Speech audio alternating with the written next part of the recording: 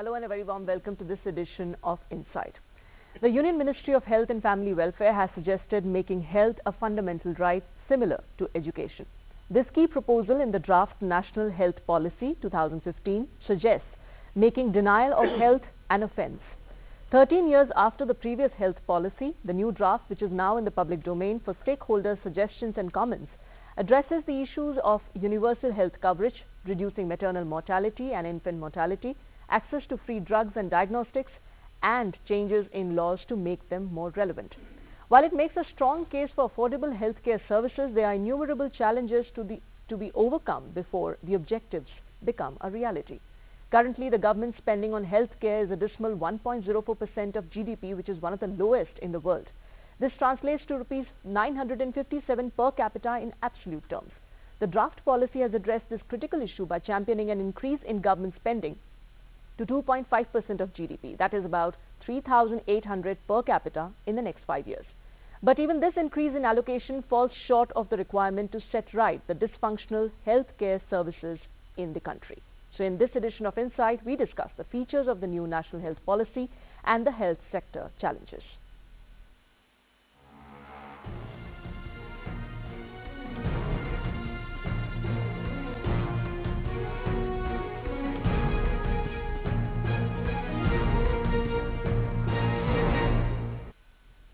And joining me in the program, Dr. Vandana Prasad, who is a community pediatrician, also public health expert. She's the national convener with Public Health Resource Network.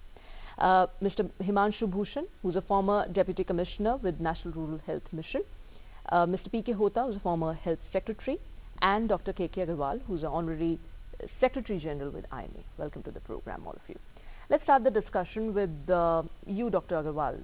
Do you think that this is one big and bold step taken by the government at this juncture? We have been waiting for the policy. At least the policy is there for debate. And at IMA, we are talking to all the stakeholders, all the specialty organizations, so that we can come out with our own suggestions as far as IMA is concerned. But there are a couple of points. One is that whatever budget you have, it must reach. Our concern is because in the previous, we have been hearing that for reaching 1 rupee, you spend 50 paisa. Right. So if it is whatever is the amount of GDP, it must reach to the people. That means we want it to be a corruption-free healthcare department. That's one. We are concerned about, when we talk about health as a right, constitutional Article 21, we want very clearly that no person should die in India just because he or she cannot afford. So universal, specifically the primary care, we want free drugs, which is some limited free drugs, some limited free diagnostics, but we want essential emergency care to all, irrespective of his status. And we want standard of care to be the same, magnitude of care may differ. That means if I become unconscious visiting a village, I must get the same care as if I would have been getting somewhere else. That's one.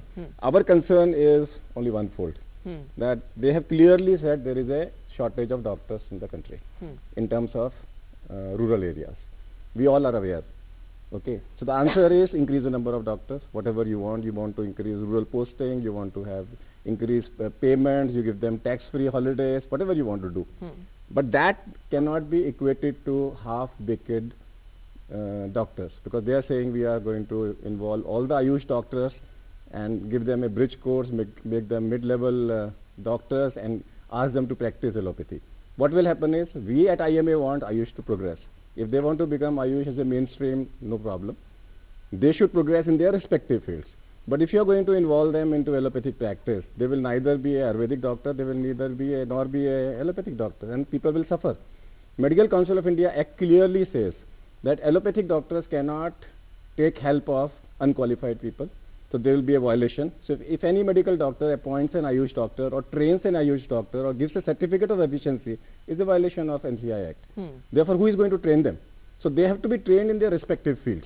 If any allopathic doctor starts training Ayush doctors, a 1-year course, the Medical Council of India also feels the same, that in 1 year you cannot give them a training of 5.5 years.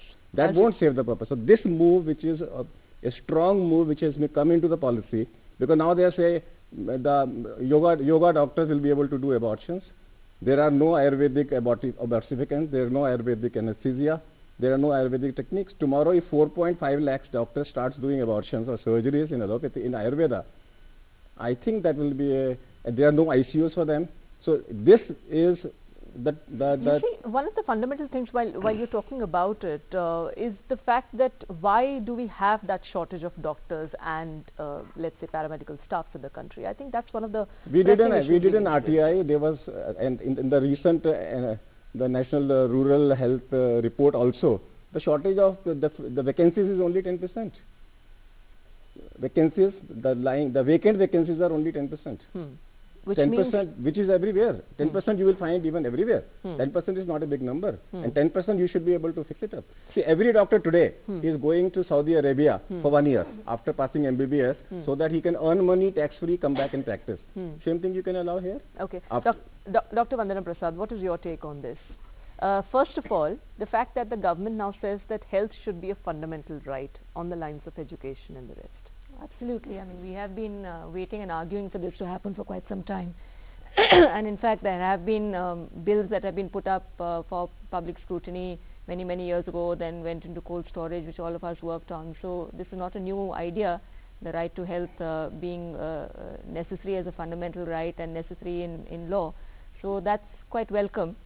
The national health policy is again, it's welcome that it's there, and there are some revisions in the policy as compared to 2002 which are also welcome, but it's not showing a major strategic shift in any manner. And in the health movement, we really would like to see what happens in practice rather than policy declarations which have, the country is not really suffered from a dearth of policy articulations, but it's the contradictions that are happening. So just a few weeks prior to the national health policy coming out in the public domain, we also heard of 7,000 crore cut to health itself in the budget, and social sector spending basically being brought down. So it is these contradictions that are bothering us quite a lot. So on the policy on the one hand making again a recommitment, I would say recommitment, because even previous governments have been saying that a 2 to 3% of the GDP is going to happen, but it never did for decades. Right. And now we're at a dismal 1.04, as you there commented. are several aspects related to it. I would like Mr. P.K. Hota here to comment on this. It's not the first time that we have a policy now. There was a policy which was in existence. In fact, 13 years later, you find another policy coming up. What is the shift here? Can you just point them out?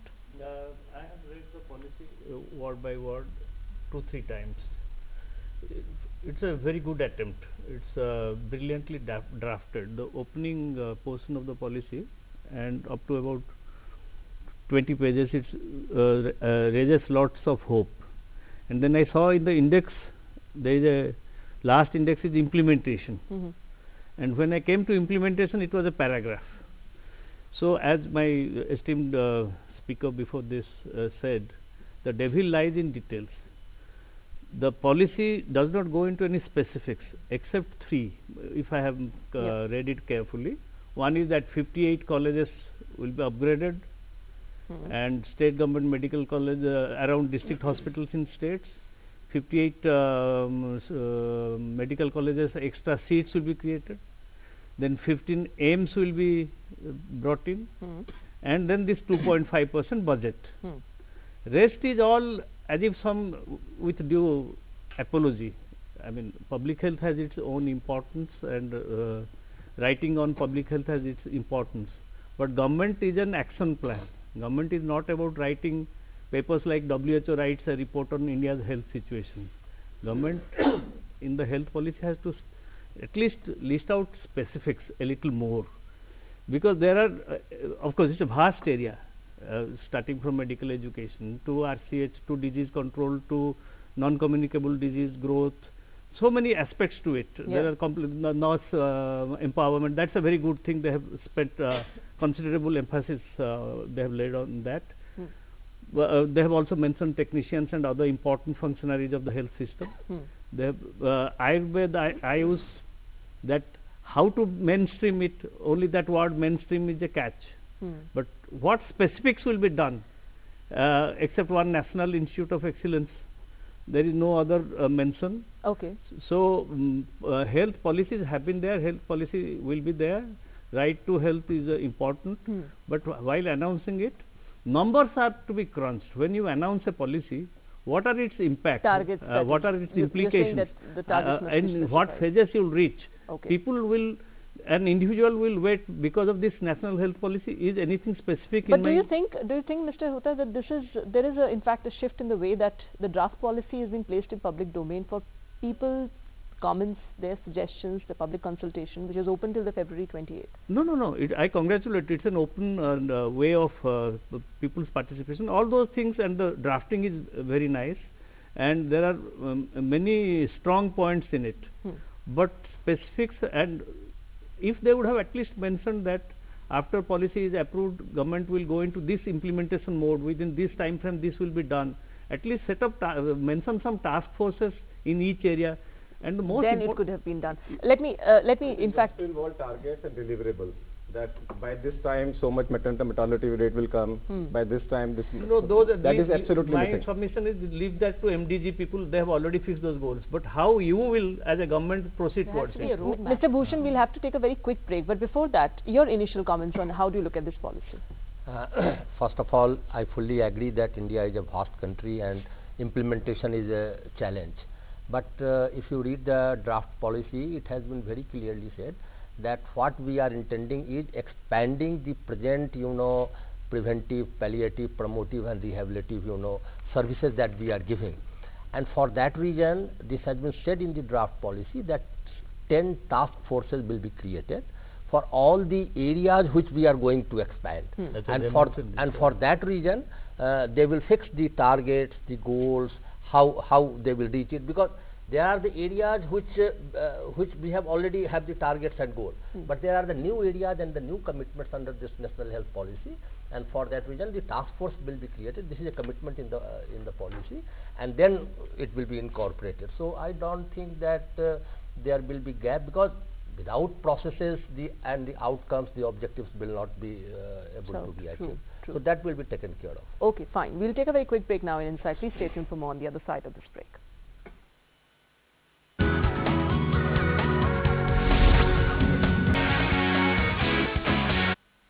Welcome back. In Insight today, we are talking about the aspects of the National Health Policy 2015.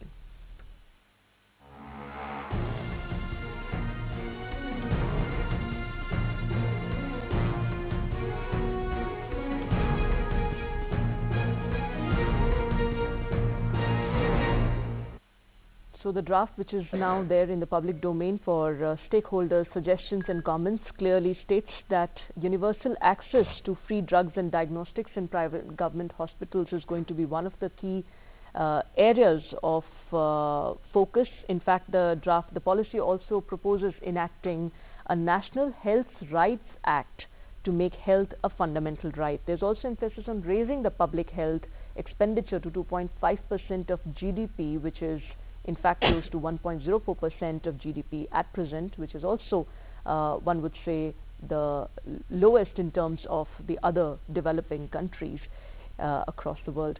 But the government is also keen on exploring the creation of health cess on the lines of education cess. You'll have to really understand what does that mean. Dr. Prasad, what is your take on that? What is the intent here by mooting an idea like that? The first thing is it takes into account the fact that there are products out there which are harmful to health. I mean, something that we've been struggling for quite some time. It's one thing to place a health cess on them, but what actually the demand is goes even further, which is a regulation of, for example, tobacco, alcohol, even junk food for that matter. So one aspect is regulatory, and the other is to say that it's a free choice, and so therefore you place a cess on harmful products and you say we'll make some money out of it and then we'll plow that back into healthcare. Now obviously that's slightly contradictory in real terms, and one would think that health cess is a modus operandi for raising finances for health in other parts of the world, and there's nothing very wrong with it. It's something, but it's a minimum that really should be done with respect to these products which are harmful to health and industries which are harmful to health. It even speaks of, for example, extraction industries. So in a sense it's slightly confused, because it is taking for granted that anti-health processes will continue as before, only we will place a cess on them to make sure that there's a kind of a backhanded contribution back into health, rather than taking into account the harmful nature of, for example, extraction industries and so on and so forth. Because if you look at the larger social determinants of health, then all these things have a major impact, even much more so than the lack of healthcare services. So I think that this is a discussion and a debate that needs to happen much more in the public domain. But it's a good idea to place a cess on harmful industry and harmful products as a way of raising finances. So mostly what this now document is saying quite clearly, which is a good thing, is that the financing is going to be tax-based majorly. And that is, the HLEG also said that, and many other expert groups have been saying that. This document also reinforces that point.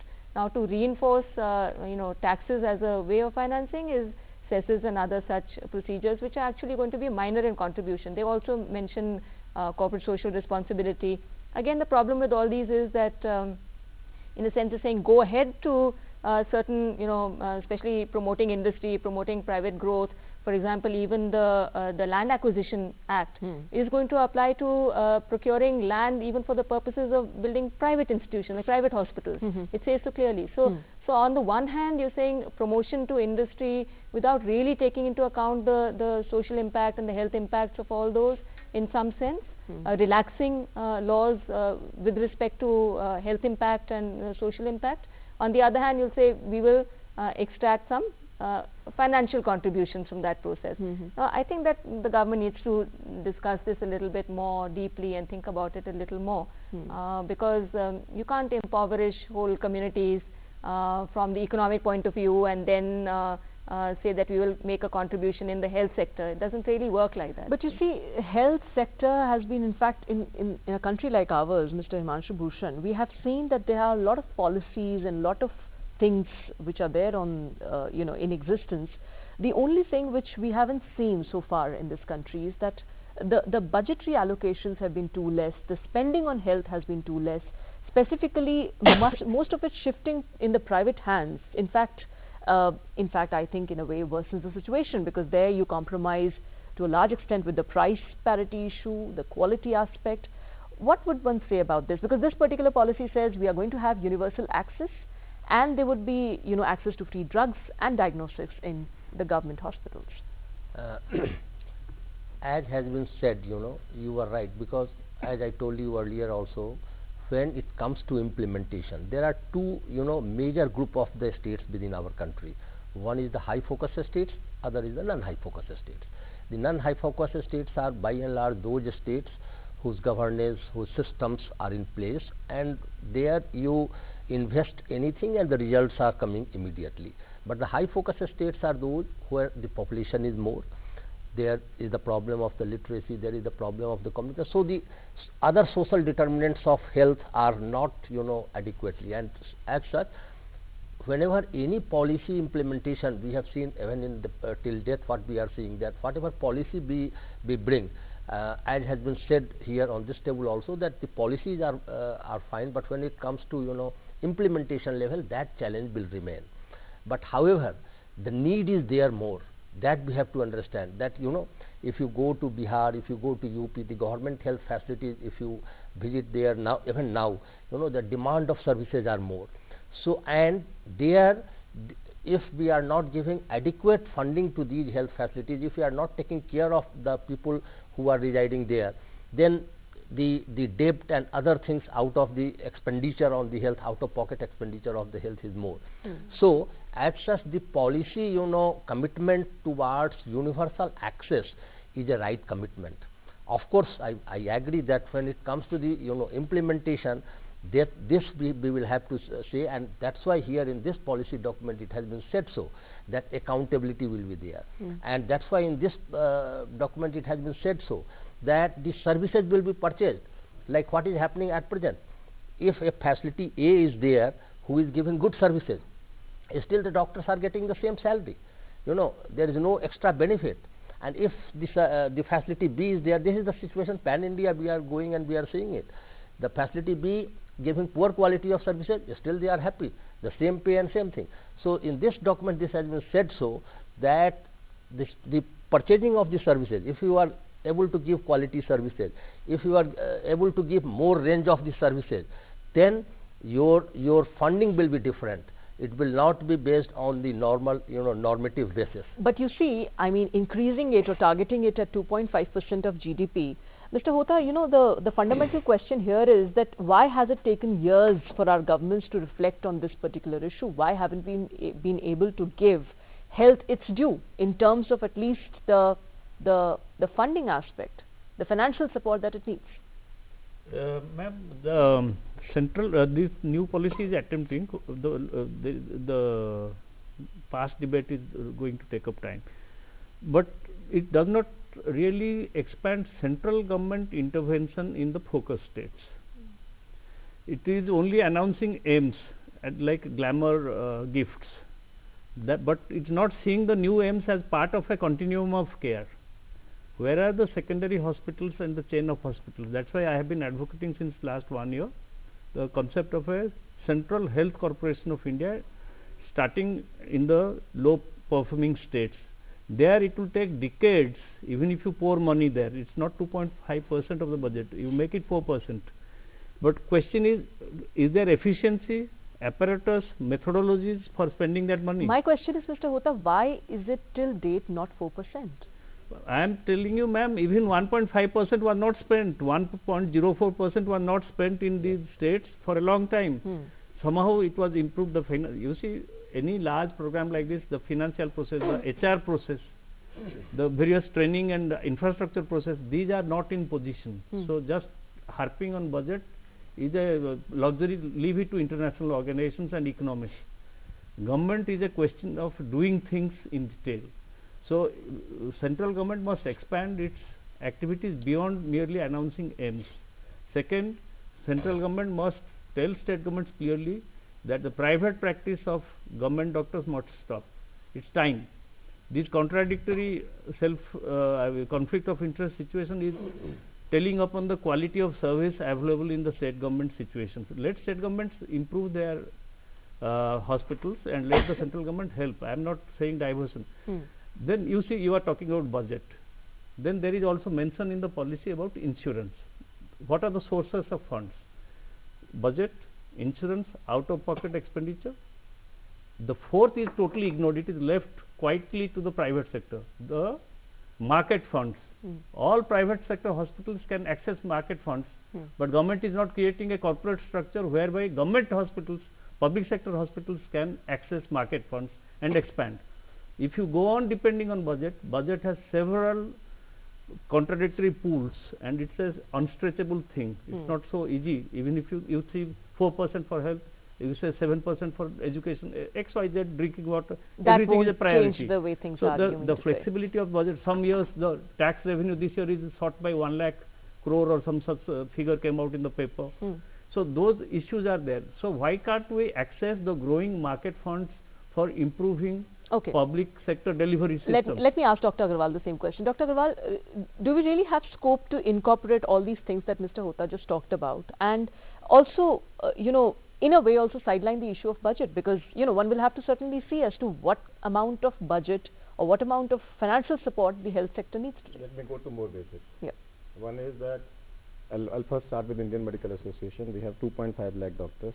We have 1700 branches, we have 29 state branches, we have 50,000 leaders who are the office bearers of IMA. Unfortunately, IMA is not there with the government in most of the projects. And I feel that 80% of the health, when it is in the private sector, and IMA being the strongest body, there should be a symbiosis between the government and the IMA. Every IMA can be a resource person for the government at different levels. That's one thing. Similarly, for every IMA, 1700 branches, IMA can nominate a program officer to liaison with the government.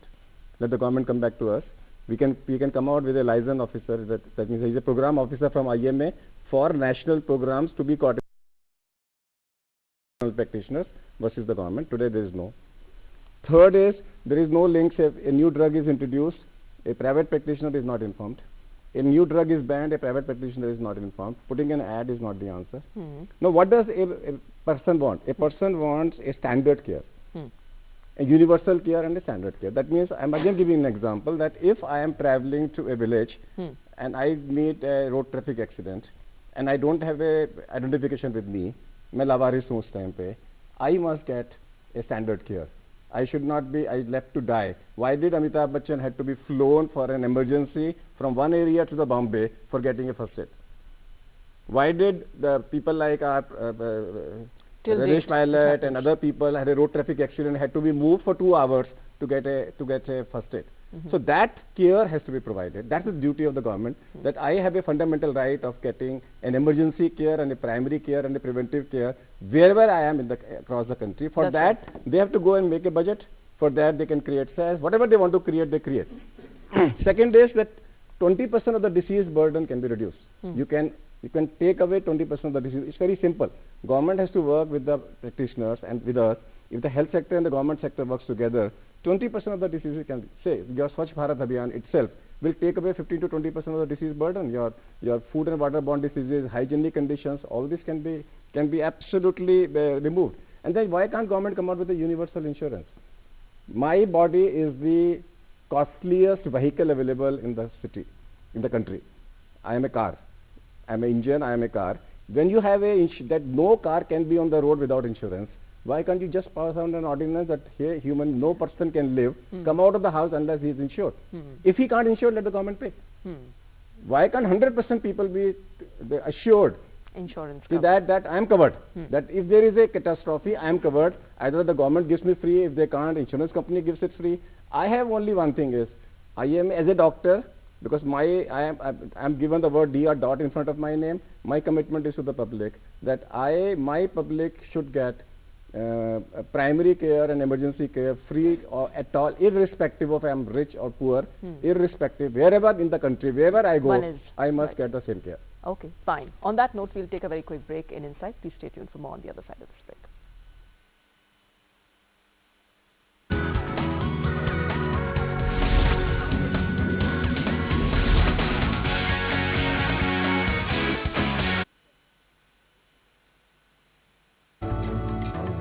All that you wanted to know.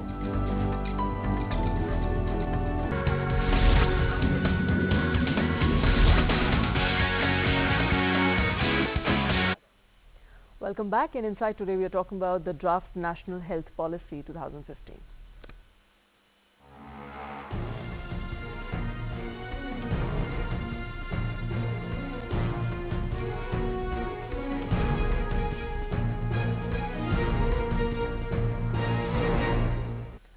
One of the key questions while talking about the health sector challenges which should be asked in a country like ours is that why the accessibility to decent healthcare services is such an ordeal in such a problem area in a country like ours.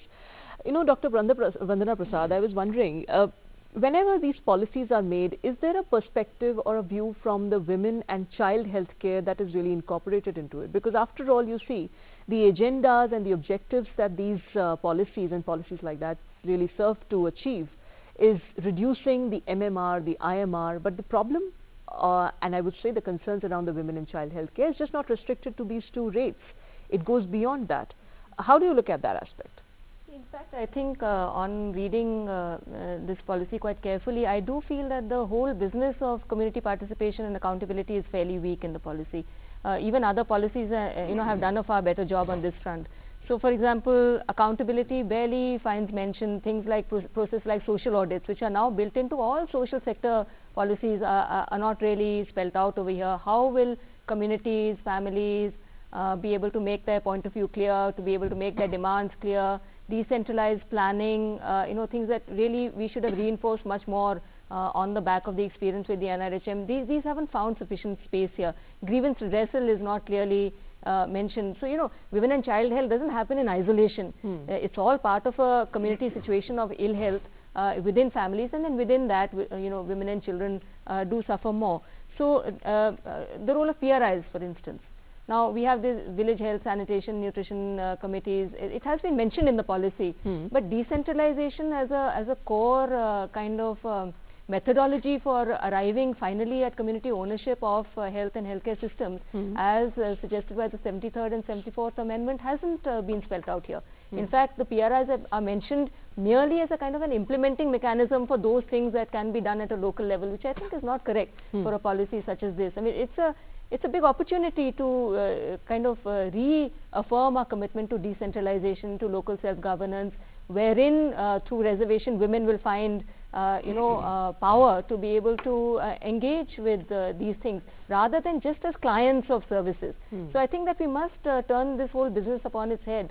Vulnerable communities, which includes women and children, but also many other types of vulnerabilities, have to find an ownership space, and policy should be creating that kind of space. Now that is really quite weak in this whole national policy. But can you say that over the years we have seen a considerably better situation regarding women and child health care in the Yes, country? there's no doubt about it. Things are things have definitely improved. improving. Yes, And how much contribution do you think the NRHM has made here?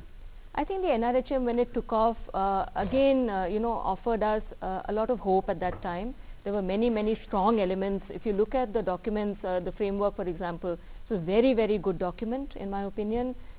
Just as this NHP also has some very strong points.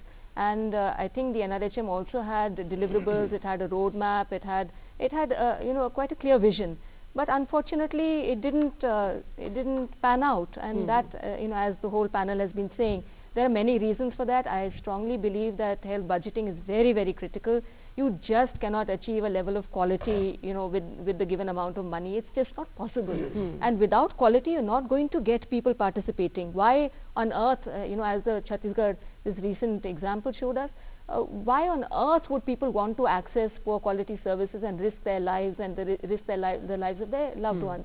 So when you make a subcritical financial allocation to a system which is very complex, and you may present 90% of what is required and leave out the critical 10% that will allow the 90% also to become unusable. You know what Mr. Hota was correctly saying, that we keep talking about the failure of absorption, the absorption capacity of states to even spend the budgets. But sometimes the budgets are presented in such a way that they're leaving out an absolutely critical element, which makes the whole cycle undoable. So I think it's quite important to focus on quality, focus on management, of course, but also focus on fairly massive, twofold to threefold increases in expenditure. And you asked the question why it hasn't happened before. I think we have lived through a paradigm where rapid economic growth has always compromised on social sector spending. How much we're spending on education, how much we're spending on health, it's really bizarrely low. It is a very debatable issue. But you see, when you talk about quality, in fact, Dr. Agarwal, I wanted to ask you this question, that the public healthcare professionals, specifically the quality of those professionals is also not seen up to the mark. That's why, for example, in these camps, you really do not see them well equipped either with the adequate number of technicians or the resources or things like that. I'll start the other way around. I'll start with the camps. Okay. Indian Medical Association in this last week's Central Council meeting have very clearly said doctors should not accept targets. In this Bilaspur, I have a paper where doctors were given a target of 100 to 250 patients to be done in one day. It's impossible, where the guideline says not more than 30 surgeries. If you're going to do 100 surgeries in a day, you're going to butch up. And cataract, no target should be given. In private sector, targets are given for minting money, and in government sector to enumerate your numbers. So IMA is totally against targets. Now, MCI has taken two positive steps, as been informed to me by the PG academic chairman. One is MCI is going to come back with soft skills in the part of curriculum. Soft skills means communication gap, patient-doctor relationship, leadership qualities, professionalism, time management. Now, these are the skills normally we were not taught when we were in MBBS. We were never even taught how to write, because we were supposed to, our handwriting is bad because we were not taught shorthand, and we were supposed to take notes. So ultimately our handwriting becomes bad. So these soft skills is coming. At IMA level, we will come back for soft skill management, for training for doctors. Mental health, now MCI is coming out with that every health, whatever you teach, 10% of it should be mental health, which was not there. That means in every lecture you must talk about counseling, you must talk about principles of counseling, patient-doctor relationship. That will improve the quality of the doctor, because people say doctor has no time. But if I say the Bhagavad Gita first chapter talks about is Krishna doesn't utter a word. He only has urgent to speak. And that what doesn't happen in our practice with that.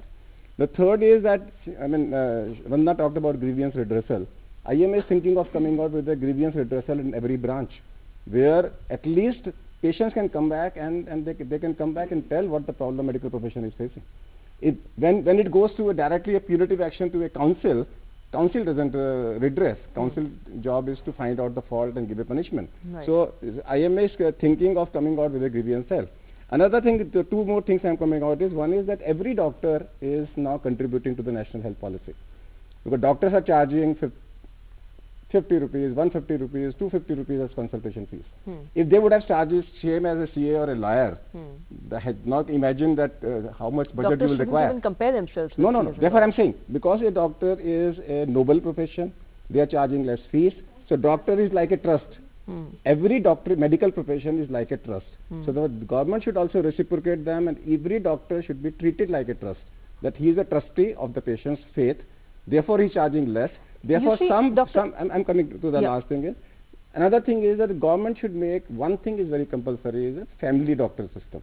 That is going out, and that is basically killing the patient-doctor relationship. Should there be also an institutional, in a way, in every institution, every organization should have a consultant, a doctor's Absolutely. role But which is connected to basically that? today is that if every doctor for smaller problems goes to a family doctor, his charges will be less, he will be on a retainership basis, that family doctor will not cheat him, will not enter into corrupt practices, because he knows that he is going to see this family forever, and he will not allow anybody to enter into any corrupt practice. But And isn't that that system very- is gone. isn't that very- Today when the every patient has a right to choose a doctor, unless you have a family doctor system, that I own these 10 families, or 15 families, or 100 families, I look after them, I know everybody in that family. But how can one deal with other issues like Dr. Agarwal? For example, many doctors won't like to be placed or sent to a particular village or to a particular area because of the geographical conditions, because of the other problems.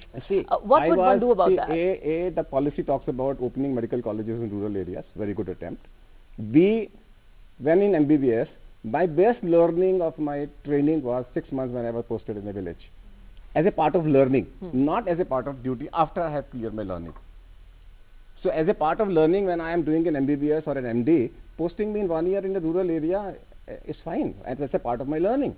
And the third is that the medical curriculum must come back, because our expertise is, Indian expertise is Jugadu medicine.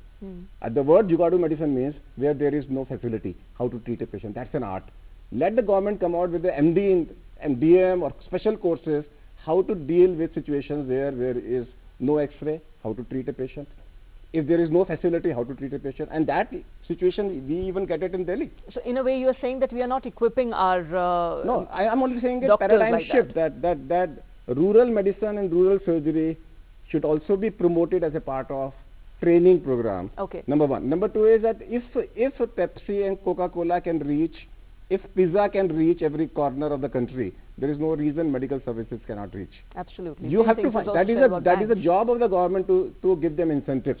Today, you tell us, if the government, in every village, IMAs have a program called Aao Gaon Chale. We are ready to adopt 1700 villages under a scheme. Let government talk to us. 1700 villages we can adopt. Okay, fine. Mr. Bhushan, you see the government also has plans to replicate the model, the NRHM, into the urban centers, have the ASHA network which can spread out to these areas. What are the positives that one can pick, and what are the negatives that one should avoid?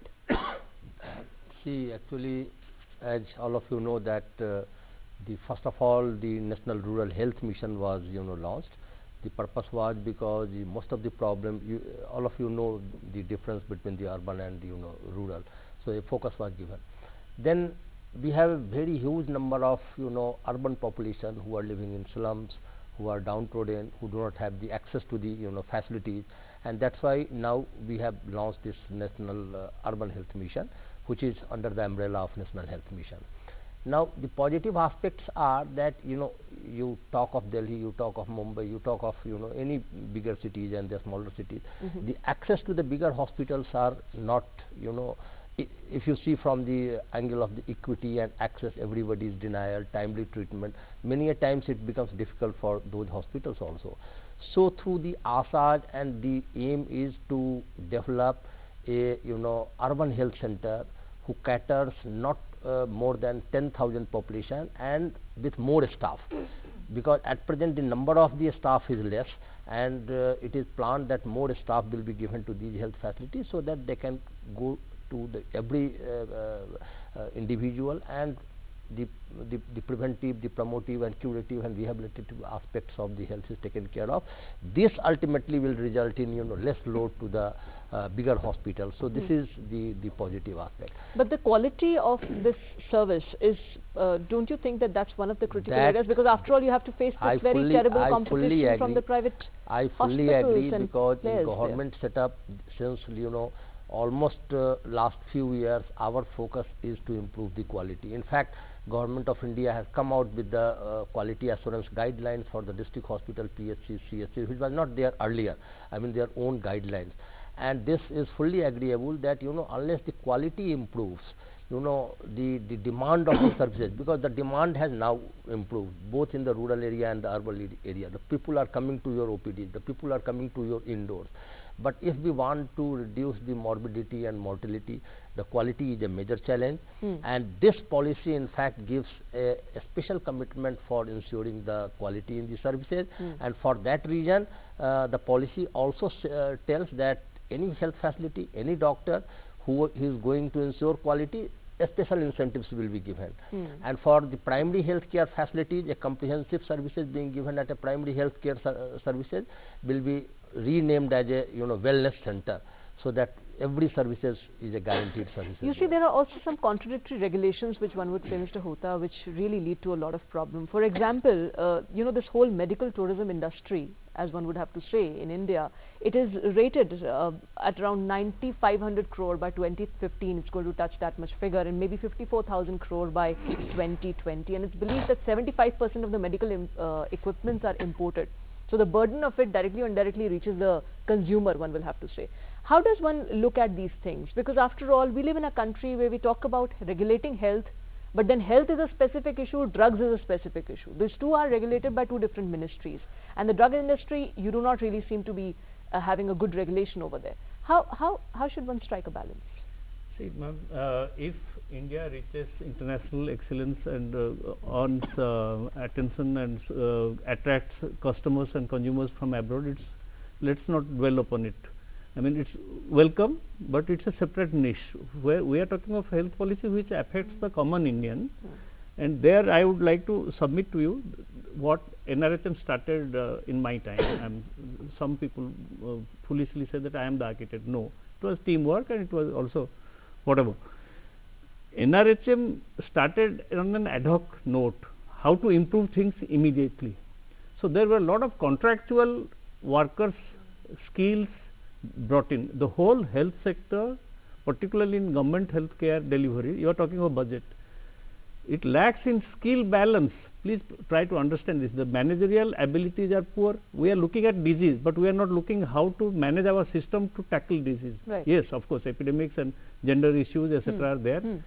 I beg to say to you that child mortality and maternal mortality are two shining areas where certain activities have been shown to have happened. It cannot be, except perhaps HIV, nowhere else you can claim, and immunization also, polio, etc. Unfortunately, this policy does not mention in detail anything additional about RCH, neither in immunization. It does not mention the vast network of SNCUs that have come. There is nothing to be ashamed about it. These assets have to be well managed. What I am suggesting in NRHM, when we transfer funds, each year the central government transfers funds according to its own budget situation. There is an element of ad hocism.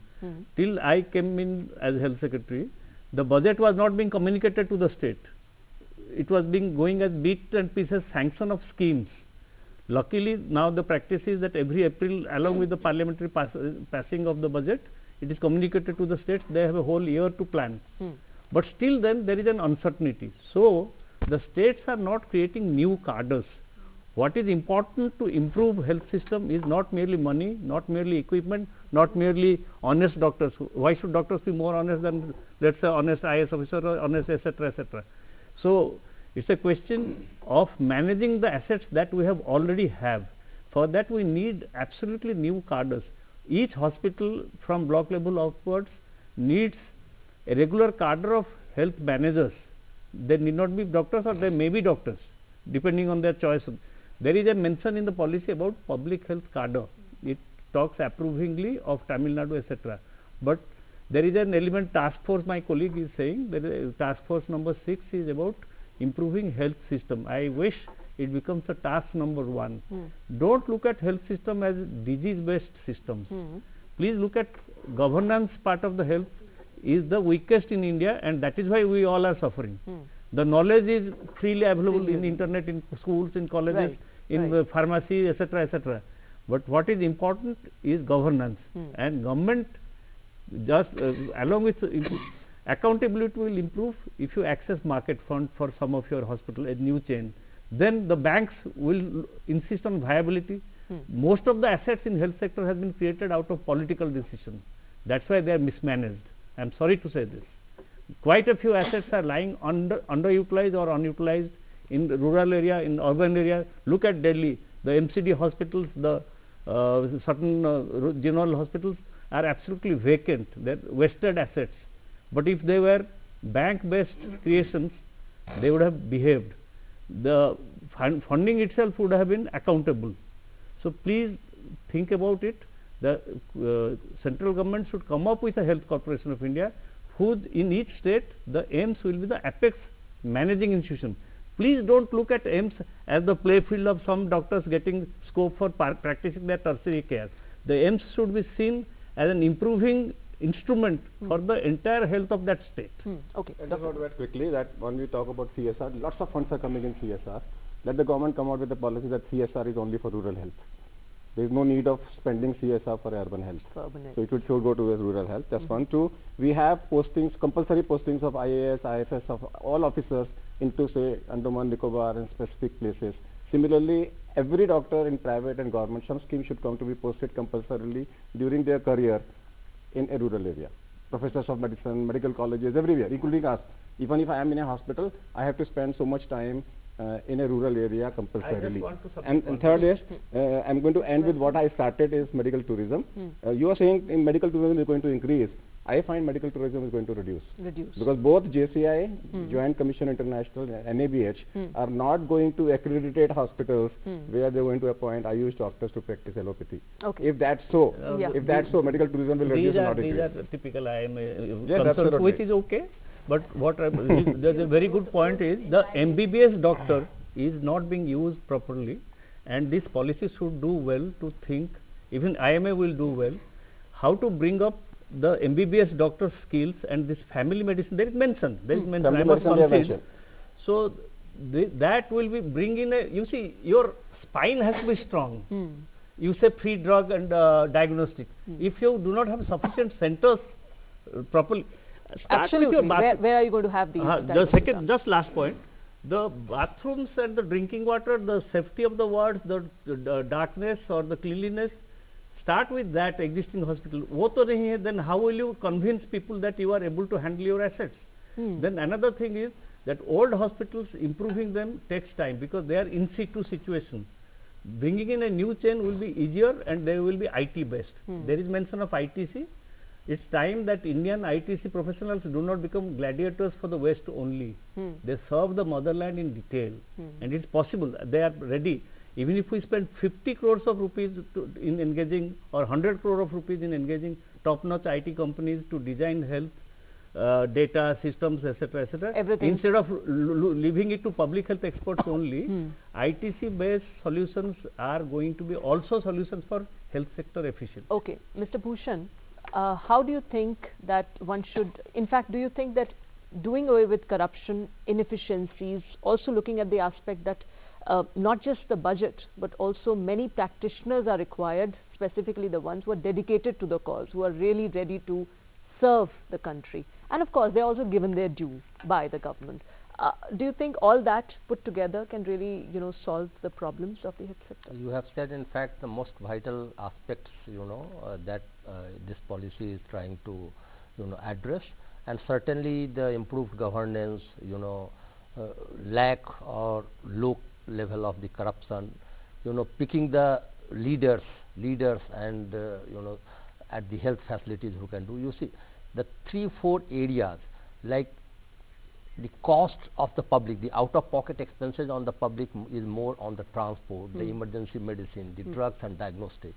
These areas have been covered. I agree that the implementation details are not here, But certainly these implementation detail as the policy will be formed up after the suggestions, these will come here. Okay, Dr. Prasad, well, I'd like to take concluding remarks from you. Do you think that this is, as I said in the beginning, one bold step forward, but what all needs to be kept in mind? I think we'll have to wait and watch as for the result of this policy, as with other policies and declarations in the past, because there are many contradictions afoot just now, and in this new government, one thing is consistent, that they have been largely inconsistent with a lot of what they're saying, between what they're saying and what they're doing. So I do have to point towards other larger issues. For example, labor laws. You mentioned contractual employees. I mean, when we do an analysis of human resource in the policy, we don't talk of these things, but they're critical. They're critical to the functioning of our health services. Just now, the majority of the health services, functioning on contractual employment. So what are we doing with that? How are we handling the balance between economic growth and social sector spending? These are very critical questions, which I'm not very out to communities, doing away with certain social stigmas connected to certain diseases. Yes. For example, people dying of tuberculosis may be a cause for concern. Malaria, tuberculosis, they're right. still majorly suffering. So I think that in a sense the policy is not objectionable in any sense. It is offering again glimmers of hope, that just the fact that they're talking about a health policy. But I think a lot more would be required to change the scenario on the ground. That's and we right. hope to but see what that. what is certainly at the heart of it all is universal health access, and that too quality healthcare services should be made available to everyone. Thanks very much, gentlemen. Thank you very much, Dr. Vandana Prasad. So that's all we have for you in this edition of Insight. Thanks for watching. Goodbye.